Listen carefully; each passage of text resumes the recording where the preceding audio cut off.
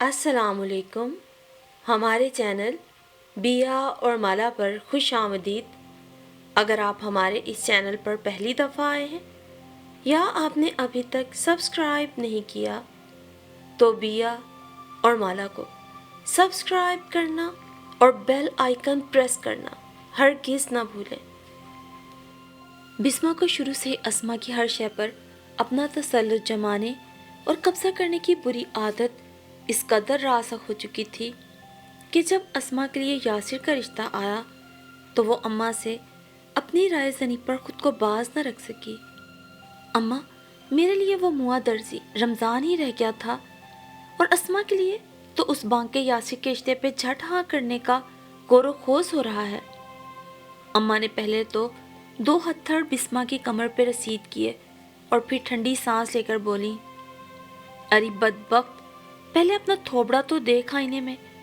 تجھے وہ درزی رمضان بھی مل گیا ہے تو غنیمت جان. کہاں تو اور کہاں وہ نازک سی سفید مرمری گڑیا جیسی کہ اسما. بھلا کیا مقابلہ تیرا اور اس کا؟ بسما کو اماں سے اس قدر تلخ حقیقت پسندی کی توقع نہ تھی، مگر کیا کیا جائے، سچ تو کڑوا ہی ہوتا ہے.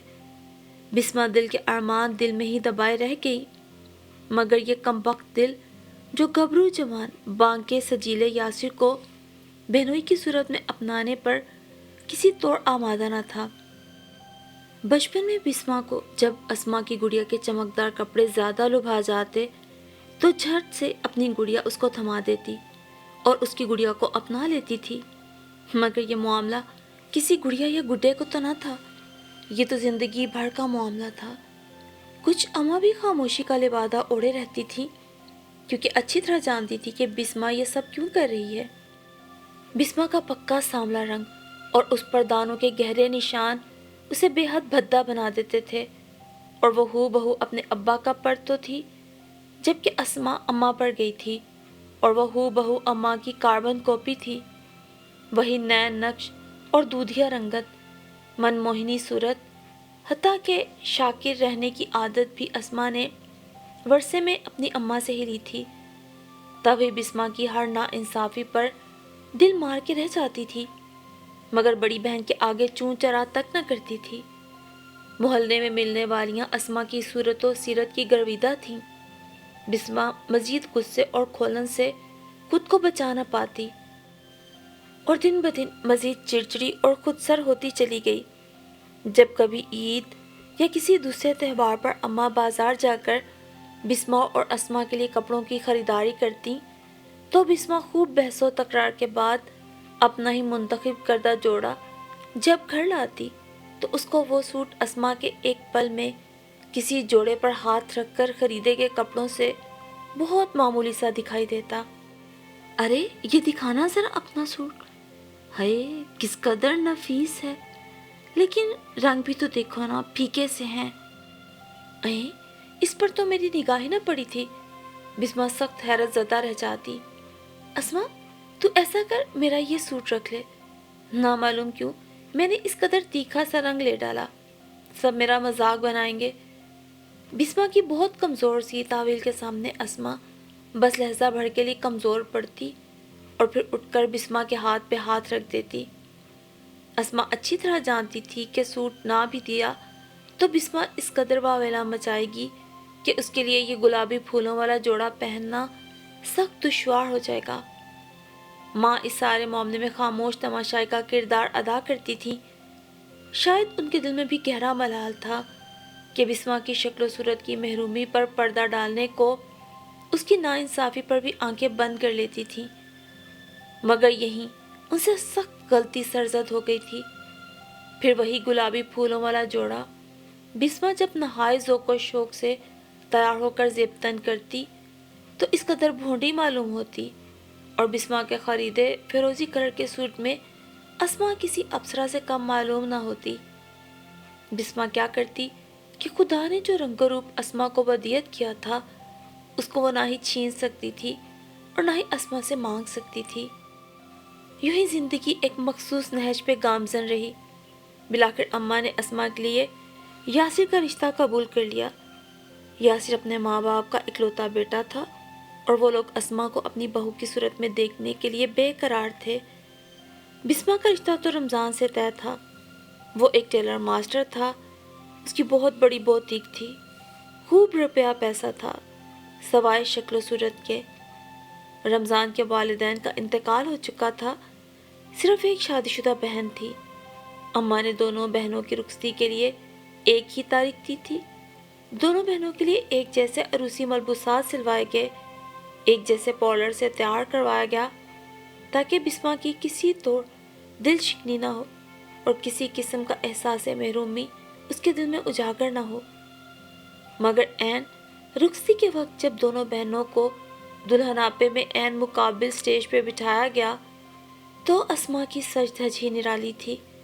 نگاہ کسی طور پر اسما کے روپ سے ہٹنے کو آمادہ ہی نہ تھی، اگرچہ آج بسما بھی معمول سے ہٹ کر قدرے اچھی لگ رہی تھی، مگر اسما کے سامنے اس کی یہ تیاری بھی بہت معمولی دکھائی دے رہی تھی۔ ارد گرد سے تبصرے کرنے والیاں بھی بسما کے کان میں یہی سرگوشیاں کر رہی تھی، دیکھ ذرا خدا کی قدرت، لگتا ہے کہیں سے کہ دونوں سگی بہنیں ہیں۔ اسما کو دیکھو ذرا، کیا رنگ و روپ چڑھا ہے آج، اور بسما تو کہیں سے اس کی بہن ہی نہیں لگتی، بیچاری کے نین نقوش۔ مزید سننا بسما کے لیے دشوار ہونے لگا۔ بسما کو یوں لگا جیسے آنسوؤں کا ریلا گولا بن کر اس کے گلے میں پھانس بن گیا ہو۔ ان آنسوؤں کو وہ چاروں ناچار دبانے پہ مجبور تھی۔ پھر جب رمضان اور یاسر بارات لے کر آئے اور جس وقت بسما کے پہلو میں رمضان اور اسما کے پہلو میں یاسر کو بٹھایا گیا تو اس پر الگ ہی تبصرے تھے۔ خوب چاند سورج کی جوڑی ہے اسما اور یاسر کی، ایک خاتون نے توصیفی انداز میں کہا۔ بسما اور رمضان کی بھی تو کہو، دوسری خاتون نے کہا، اور مل کر کھی کھی کرنے لگی۔ بمشکل تمام مراحل طے ہوئے اور بسما نے اپنے گھر رخصت ہو کر سکھ کا سانس لیا۔ کلثوم رمضان کی بڑی آپا نے اس کا استقبال کیا اور اسے اس کی خوابگاہ تک پہنچایا۔ یہاں آ کر بسما کو ایک عجیب سا احساس ہوا تھا، کم از کم یہ میرا اپنا آشیانہ ہے، خالصتاً میرا، یہاں مقابلے بازی کی کوئی فضا نہیں ہوگی۔ خوب پروٹوکول ملا تھا اسے۔ اچانک بسما نے خود کو ہلکا پھلکا محسوس کیا۔ پھر جب رونمائی میں رمضان نے اس کو سونے کی موٹی موٹی چوڑیاں پہنائیں تو وہ خوشی سے سرشار ہو گئی، اور رمضان کے سخت بازوؤں کے حصار کی گرفت میں وہ کسمسا کے رہ گئی۔ تو کیا ہوا؟ جو رمضان یاسر جیسا گبرو جوان نہیں ہے، رمزو اس قدر برا بھی تو نہیں۔ بسما کے دل سے صدا آئی۔ اگلے چند دن دعوتوں کی نظر ہو گئے۔ رمضان کا حلقہ احباب بے حد وسیع تھا، ہر دن کسی نئی جگہ پر وہ لوگ دعوت پر مدعو ہوا کرتے تھے۔ بسما کے لیے زندگی کے یہ رنگ بہت انوکھے تھے اور دل فریب بھی۔ رمضان بھی اس کے ایک اشارے پر ہر شے نچھاور کر دیا کرتا تھا، اور بسما کا بھی یہی حال تھا۔ زندگی کے کتنے سال وہ محرومی اور گھٹن میں جی چکی تھی، مگر اب شاید خوشیوں اور آسودگی نے اس کے در پہ دستک دے ڈالی تھی اور وہ شاداں فرحاں تھی۔ پھر رمضان نے باقاعدہ کام پہ جانا شروع کر دیا۔ بسما کے پاس مصروفیت کے لیے کچھ کام نہ تھا۔ کام والی صفائی ستھرائی کر جاتی تھی، جیسا کہ شادی سے قبل یہاں کام والی کی صفائی کا معمول تھا۔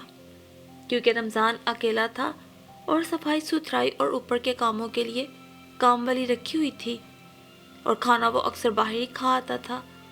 کبھی کبھار اس کی آپا جو 3-4 گلیاں چھوڑ کے ہی رہتی تھی، رمضان کو کھانا پکا دیا کرتی تھی، مگر یہ سب تو شادی سے قبل کے معاملات تھے۔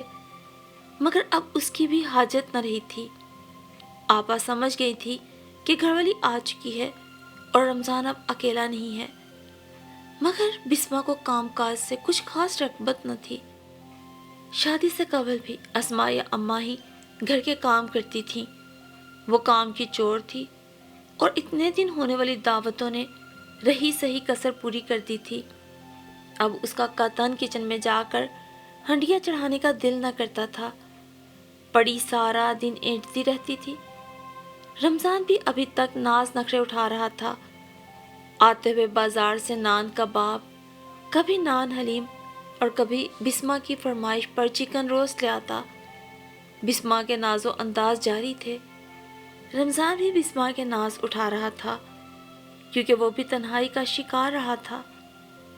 اب سر شام جب بسما سجی سنوری ملتی تو وہ اپنے اندر خوشی کا جہان آباد پاتا تھا، مگر کبھی کبھی رمضان کا بھی دل کرتا تھا کہ بسما بھی اس کے ناز اٹھائے، اس کا ایک ایک کام اپنے ہاتھوں سے کرے۔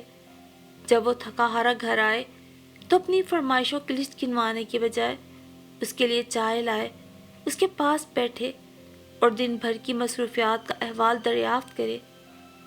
کبھی اس کا من پسند کھانا بھی پکائے۔ در حقیقت کھانا پکانا تو بہت دور کی بات، وہ تو رمضان کی پسند اور ناپسند سے واقف تک نہ تھی، اور نہ ہی بسما نے اس کی پسند جاننے کی کوشش ہی کی تھی۔ بسما کے یہی تیور رہتے اگر ایک دن کلثوم آپا کی آمد نہ ہو جاتی۔ کلثوم آپا کے پاس بھی گھر کی چابی ہوا کرتی تھی۔ ایک دوپہر کو کلثوم آپا آئیں تو گھر کی حالت ناگفتہ دیکھ کر چکرا کے رہ گئیں۔ کلثوم آپا کو زیادہ دھچکا تب لگا جب بسما کو خواب خرگوش کے مزے لوٹتے ہوئے دیکھا۔ بسما کا تو یہی معمول تھا۔ بسما کو قطعاً علم بھی نہ ہوتا کہ رمضان کب کام پہ جاتا تھا۔ رمضان بھوکے پیٹ ہی روزانہ صبح سویرے روانہ ہو جایا کرتا تھا، بسما کو جگاتا بھی نہیں تھا۔ ایک آدھ بار جگانے کی کوشش بھی کی تو بسما نے سخت برا منایا۔ تب سے رمضان اپنی پہلی والی ٹائمنگ پہ آ چکا تھا۔ کلثوم آپا کے جگانے پر بسما بوکھلا کے جاگ گئی۔ بسما کا حلیہ ملگے جیسا ہو رہا تھا۔ رمضان نہانے کے بعد تولیہ بیڈ کی سائڈ پہ ہی رکھ گیا تھا۔ رات کے چائے کے برتن سائڈ ٹیبل پر جوں کے توں پڑے تھے۔ بسما کو وقتی طور پہ شرمندگی محسوس ہوئی، مگر اس نے کلثوم آپا پہ آیا نہ ہونے دی۔ بسما، میں یہ سب کیا دیکھ رہی ہوں؟ کیا میں تمہیں اپنے پیارے بھائی کے لیے اسی دن کے لیے بیاہ کر لائی تھی کہ وہ بھوکا صبح چلا جائے؟ اور یہ گھر کی حالت؟ کلثوم آپا کا صدمے کے مارے برا حال تھا۔ کیا ہوا گھر کو؟ بسما نے سخت ناگواری سے نخوت سے جواب دیا۔ یہ تم مجھ سے بہتر سمجھتی ہوگی۔ کلثوم آپا کی بات پر بسما کا موڈ سخت آف ہو گیا تھا۔ دیکھیں آپا، مجھے یہ پسند نہیں کہ آپ میری ذاتی زندگی میں مداخلت کریں۔ کیا میں کبھی آپ کے گھر آ کر بنا اجازت یوں سوالات کی بوچھاڑ کرتی ہوں؟ بسما نے ہر لحاظ بالائے طاق رکھ کر کہا۔ کلثوم آپا نے سرد آہ بھری۔ تمہیں کچھ بھی کہنا اور سمجھانا بیکار ہے بسما، تم جب تک خود ٹھوکر نہیں کھاؤ گی نا تمہیں کچھ سمجھ نہیں آئے گی۔ میری ایک بات یاد رکھنا، یہ میں نند بن کے نہیں بلکہ ایک بڑی بہن بن کر تمہیں سمجھا رہی ہوں۔ مرد کا پیار محبت کا دعویٰ محض تب تک ہی رہتا ہے جب تک اسے چارم دکھائی دیتا ہے، جو محض چند دنوں کا ہی ہوتا ہے۔ اس کے بعد گھر گھرستی کرتی ہوئی عورت ہی مرد کی مطلوب نگاہ ہوا کرتی ہے۔ بناؤ سنگھار تو ہر کوئی کر سکتا ہے، اصل خوبصورتی تو کردار اور سوچ کی خوبصورتی ہوا کرتی ہے۔ خود غرض عورت بہت جلد اپنی ہی خود غرضی کی بھینٹ چڑھ جایا کرتی ہے۔ میں اب چلتی ہوں۔ نہ تو بسما نے روکا اور نہ ہی آپا نے رکنا تھا۔ شام کو رمضان آیا تو بسما نے ذکر تک نہ کیا کہ اس کی آپا آئی تھی۔ رمضان نے اسے بتایا کہ یاسر کا فون آیا تھا۔ کل شام ویکنڈ پر یاسر اور اسما نے دونوں کو رات کے کھانے پہ مدعو کیا تھا۔ بسما ایک دم ہی بہت پرجوش ہو گئی کیونکہ یہی موقع تھا اسما کو دکھانے کا کہ وہ اپنی گھر گرہستی میں کس قدر خوشحال اور آسودہ ہے۔ بسما اگلی صبح جلدی اٹھ گئی، دوپہر سے ہی شام کی تیاری میں لگ گئی۔ کپڑوں کا انتخاب ہی بسما کے لیے ایک دشوار طلب مسئلہ بن گیا تھا۔ بالآخر اس نے سب سے بھاری بھرکم کام والا سوٹ منتخب کیا، خوب دل لگا کے تیار ہوئی اور انتہائی وزنی سونے کا سیٹ زیب تن کیا، ڈارک میک اپ کیا۔ رمضان بسما کو دیکھ کر بہت خوش ہوا۔ رمضان کی موٹر سائیکل پر بسما یوں سوار ہوئی جیسے وہ کسی ریاست کی شہزادی ہو۔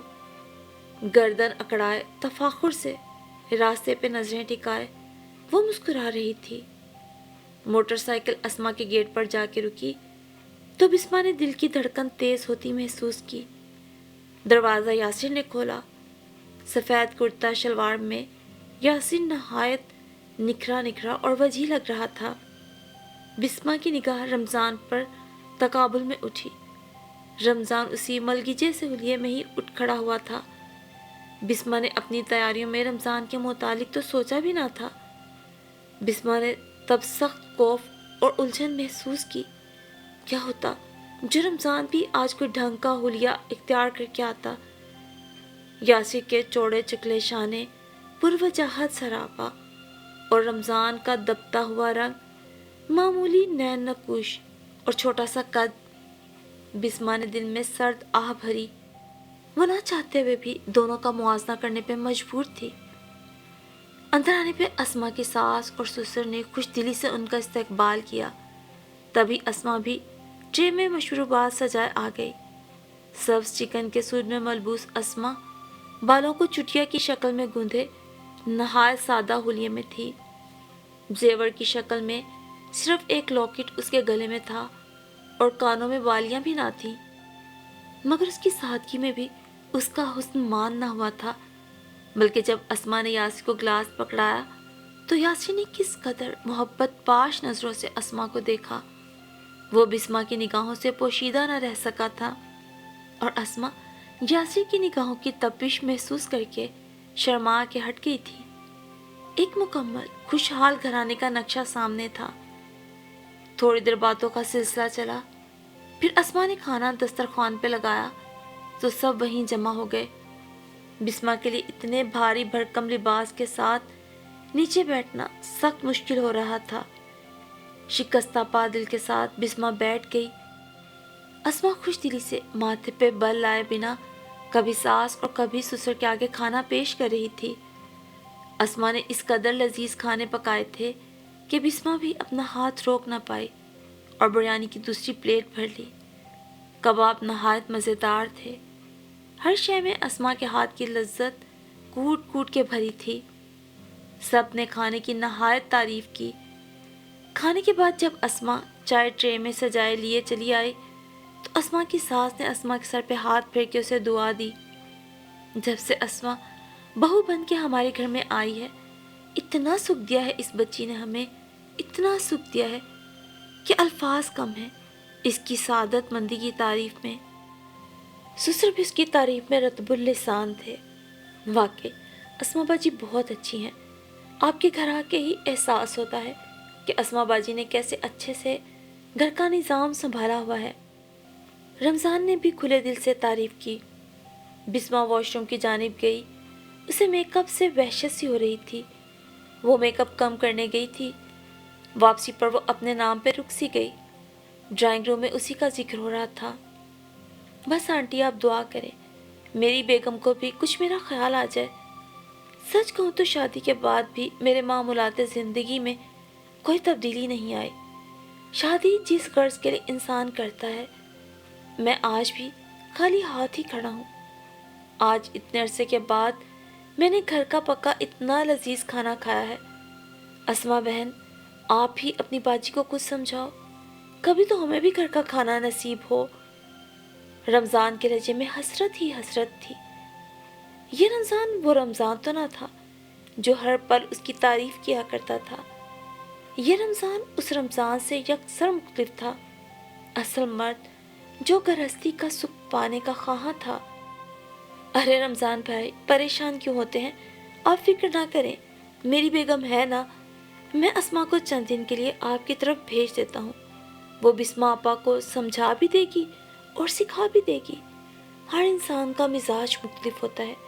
कुछ जल्द जिम्मेदारियाँ कबूल कर लेते हैं, कुछ को जिम्मेदारियों का एहसास दिलाना पड़ता है। इसका मतलब ये हरगिज़ नहीं कि बिस्मा आपा आपकी तरफ से बेगर्ज हैं, बल्कि उन्हें बस थोड़ा समझाने की ज़रूरत है। अस्मा शायद शुरू से ही बहुत हसास और जिम्मेदारियां कबूल करने वाली थी। कुछ अम्मा ने भी इसे आते ही समझा दिया। वहाँ फिर माहौल का भी तो फ़र्क है ना। बड़ों की अपनी रहमतें और बरकतें होती हैं। आप परेशान ना हो। यासिर ने खुले दिल से बिस्मा की तारीफ भी की और रमज़ान को ऑफ़र भी की। रमज़ान भाई, اسما نے تو شادی کے اگلے دن سے ہی گھر گھرستی سنبھال لی۔ میری امی تو ہر وقت اسما کے ہی گنگاتی رہتی ہیں۔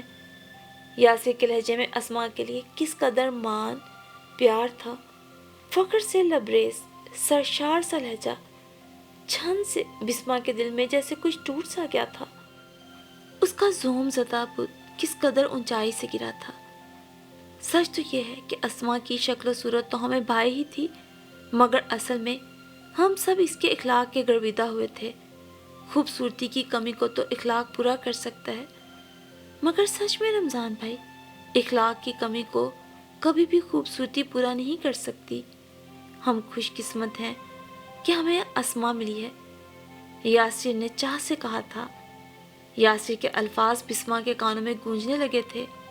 اس نے پردے کی اور سے یہ سارا منظر دیکھا اور سنا، اور سوچا کاش اس نے رمضان کو اتنا مان اور فخر دیا ہوتا، اس کی ایسے جی جان سے خدمت کی ہوتی کہ بدلے میں رمضان بھی اس کی دل کھول کے تعریف کرتا۔ مگر پھر کیا ہوا تھا؟ ابھی بھی بہت وقت تو نہیں گزر گیا تھا۔ آج قدرت شاید اسے اس جگہ اسی لیے لائی تھی، ورنہ کل سماپا کی باتوں پہ تو اس نے کان بھی نہیں دھرے تھے۔ آج جب اپنی ہی بہن کے گھر میں اس کا یہ تقابلی جائزہ لیا گیا تھا تو کیسے اس کی بند آنکھیں ایک دم پٹ سے کھل گئی تھیں، اور تبھی اس نے خود سے عہد کیا تھا کہ وہ بھی رمضان کی زندگی میں خوشیوں کے سچے رنگ بھر دے گی، انمول رنگ جو احساس کے گھروندے سے بنے ہوں گے۔ ابھی اتنی بھی دیر نہ ہوئی تھی کہ سارے خواب ادھورے رہتے۔ وہ رمضان کی ہر ضرورت، ہر خوشی کا خیال رکھے گی۔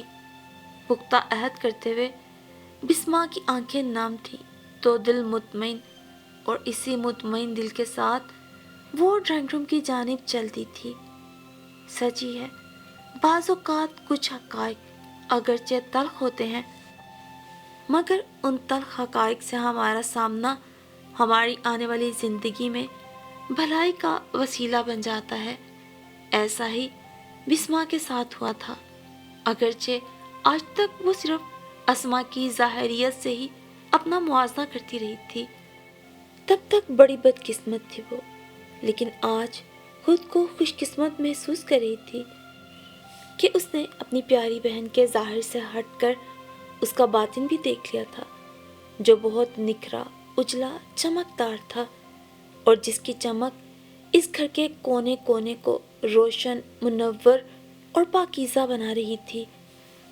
تبھی تو زندگی بھر اپنی ہی بہن سے مقابلے، حسد اور جلن کی آگ میں جلتے رہنے کے بعد بالآخر بسما یہ راز جان گئی تھی کہ مقابلے بازی، حسد اور جلن صرف اور صرف انسان کو بربادی کی طرف لے جاتے ہیں، جبکہ اصلی راحت، سکون اور برکت تو قناعت پسندی اور صبر و شکر میں ہی ہے، جو اسے اسما کی ذات کا خاصا محسوس ہوا تھا اور جسے اپنانے کا اب آج اسی لمحے اس نے پختہ ارادہ کر لیا تھا۔